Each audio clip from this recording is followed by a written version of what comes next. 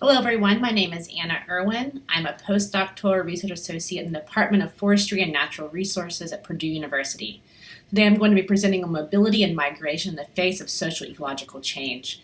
I'd also like to bring attention to my co-authors, including Caylloma, Jonathan Boucher, Patricia Salas, Laura Zanotti, Chelsea Silva, Eliseo Zeballos, Roxandra Popovici, Nelly Ramirez, and Glenn Arce.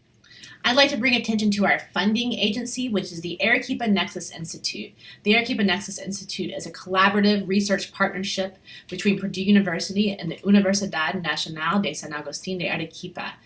The Nexus Arequipa Institute is financially supported as well as administratively supported by UNSA as well as Purdue administratively speaking. This specific presentation and paper that I'm presenting on today is part of a larger mixed methods study on social-ecological change, adaptation of social-ecological change in the context of mining and agriculture in the province of Caylloma.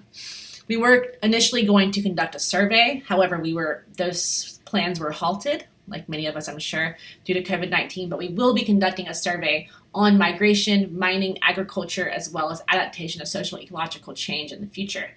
I'm going to briefly discuss the way our research meets gaps in the literature, discuss our site, which is the Caylloma province of Peru, and the four distinct districts within the Caylloma province where we conducted our research.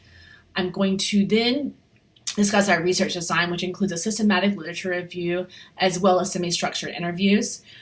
Then discuss the results, which include details about why people are migrating in the province, how mobility is emerging as a key concept in addition to migration, and then speak about implications on migration and mobility on livelihoods, and conclude with a discussion about what this means for how we study adaptation to social-ecological change, how we study perceptions of social-ecological change, and how we think about policy and adaptation program moving forward in light of these results.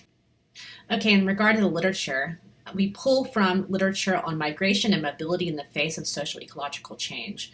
Migration and mobility as adaptation strategies. These two concepts are commonly linked, however, they are distinct.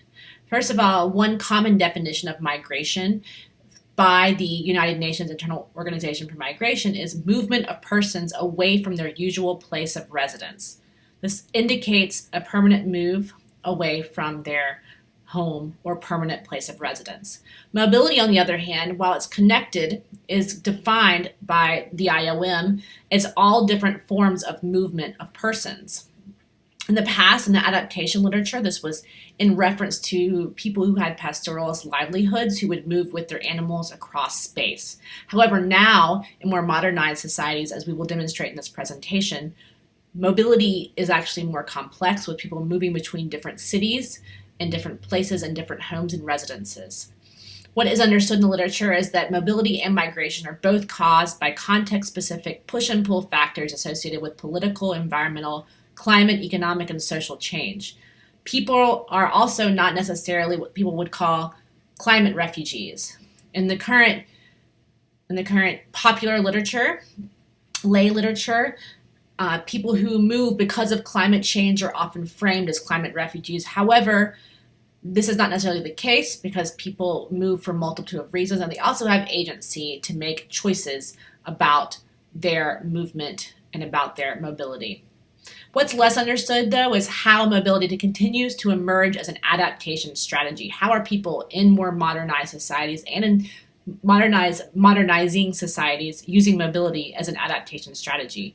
Moreover, while mobility is an adaptation strategy, it also shapes other types of adaptation strategies. And what's less known is how mobility creates different circumstances for adaptation for people who are moving between spaces. This study begins to the Caylloma. We conducted our research in the Caylloma province of Peru, which consists of 4 different districts, including Caylloma, Cabanaconde, Madrigal, and Majes.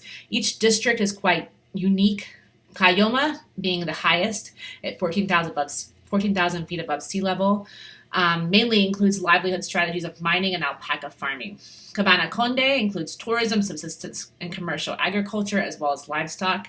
Madrigal is like Cabanaconde, instead of but instead of having tourism, they have mining. And then finally, we have majes, which is the result of a large-scale water transfer project that moves water from the highlands of Peru to the desert and irrigates plots for commercial agricultural purposes. In addition to sharing water and provincial boundaries, people move between all of these different sites as well as to the city of Arequipa and abroad quite frequently. So people often have homes in Caylloma as well as majes, in Caylloma as well as Arequipa and majes and Cabana Conde. What's more, people have moved permanently to places from to places like majes from places like Caylloma. We conducted a systematic literature review on migration, mobility, and migrant in situ adaptation, collected 130 semi-structured interviews with a variety of actors across 4 sites with purposeful and maximum variation sampling to make sure that we did interview a diverse array of actors. We conducted direct content analysis on our data through inductive and deductive reasoning and in vivo. So the first results associated with so why are people migrating in the province? And we found, like the literature states and has confirmed, that people migrate because of linked social-ecological changes. In our study, this included economic, climate, and weather, as well as the motivation to improve their social status. For example, a man in Majes said, "I came here to work. They told me there is work in Majes, and for that reason I came here." Another man in Majes told us, "It is better here because you can work in whatever form of job. You look for a job and you find one, but in my home it's not like that." Another man in Majes told us, "My grandparents told me that there used to be more rain and a better harvest, but these times it is no longer certain when you'll have frost. It freezes there anytime it freezes. This year there was no harvest, not for selling or for eating. That is why I came here for work." And finally, a man in Madrigal said, "People move to improve their lives, mainly for work or study." Mobility. We found that mobility emerged in many different ways, including the top 2 ways were that families are distributed throughout different places. What's more, people move between places. So for the first example, we found people, usually a husband and a wife, or parents and children, are distributed across different sites. For example, one man in Madrigal said, yes, if they have a job, they go to Arequipa to the mine everything, but their wives are here. You have to go to bring money. There is no work here, temporary, nothing else. So people would move between homes in a city where the husband would move and the woman would stay on the farm, or vice versa, where the husband would stay on the farm and the woman or the wife, the spouse, would live in a city so she could access better health care, for example. For the second example really exemplifies that. A man in Cabana Conde told us, "My wife has had rheumatoid arthritis for 14 years. Right now she's in Arequipa." He later went on to tell us that she is in Arequipa because she could receive better health care. People also send their children to school in the city of Arequipa so that they can have a better education. People are mobile between spaces. Households are mobile between spaces for health and money and education reasons mainly. What's more, people move between spaces. So you find not only do people our households spread along spaces, you also find that people will move around. So for example, one woman in Cabana Conde told us, "I'm here for business." Here meaning Cabana Conde, and also Chavay. "I am from Puno, but I have land in La Jolla." So this is a really good example of a person who was from Puno, which is another state, was in Cabana Conde that day doing farm work when we interviewed her. She also did work in Chavay and then owned a piece of land on the coast where she conducted commercial agricultural activities. So people not only are distributed across space and their families, individuals also move between spaces for many different reasons, including economic output as well as education and health. Some of the implications of mobility and migration in our study. So we found that because people were mobile and they migrated, they were part of numerous institutions across space. Livelihood diversification also across space, as well as new systems of land ownership were starting to emerge because people were mobile and migrated. So first of all, people were part of numerous institutions. One woman in Caylloma told us, "I'm a herder from Cusco. I came to Caylloma because they always hire herders and the owners live in cities like Caylloma and Arequipa.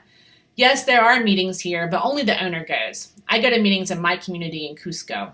So this example shows us how she lived in and worked in Caylloma. However, she still belonged to her institution in her home in Cusco, which was around 5 hours away.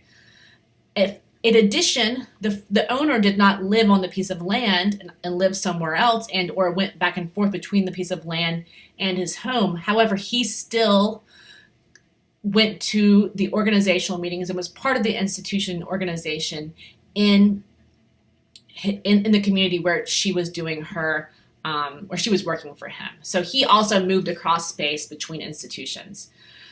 In regards to livelihood diversification across space, one woman in Campana Conde told us, "I'm from Puno. However, I work in all fields. I work in the kitchen, I work in cleaning, I work in everything, and I have land in La Jolla." So this woman would move across different spaces to conduct different sorts of work. So she was a day laborer who conducted a lot of work, and where she was located depended on the type of work that she was doing for other people.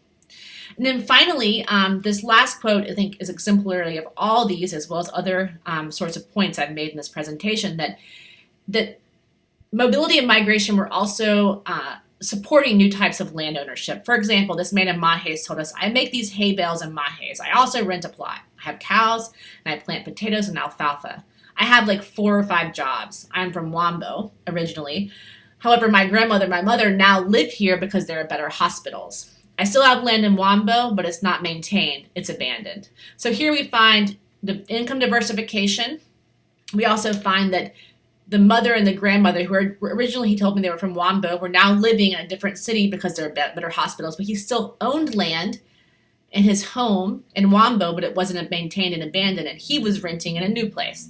So it's much more complex than someone who owns land and farms in that place where they live.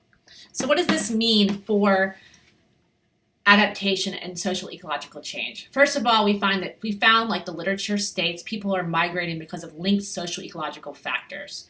In our case, social, ecological, and economic factors were really supporting migration and mobility across the province.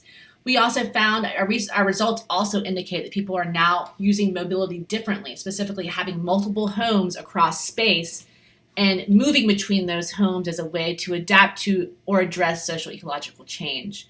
We also found that because people are more mobile and people are migrating, participation in organizations, especially those that we may partner with as practitioners or academics, is not necessarily tied to location.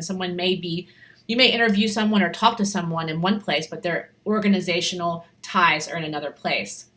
It also indicates that people will perceive social ecological changes across spaces. So not just in the place where you interview or speak to them, it will be also it could also that they are experiencing and perceiving social ecological change in another place. Finally, our research indicates that we need to go beyond one system, like smallholder farmer, pastoralist, and type of land ownership to possibly include different types of systems.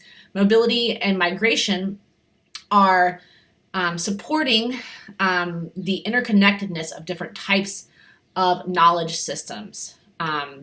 So here we have this, people could be farm workers as well as pastoralists. People could be commercial farmers as well as subsistence farmers. They really cross over in different ways. So with that, thank you very much for your time, my references, and here is my email address, my website, as well as my Twitter handle if you have any questions.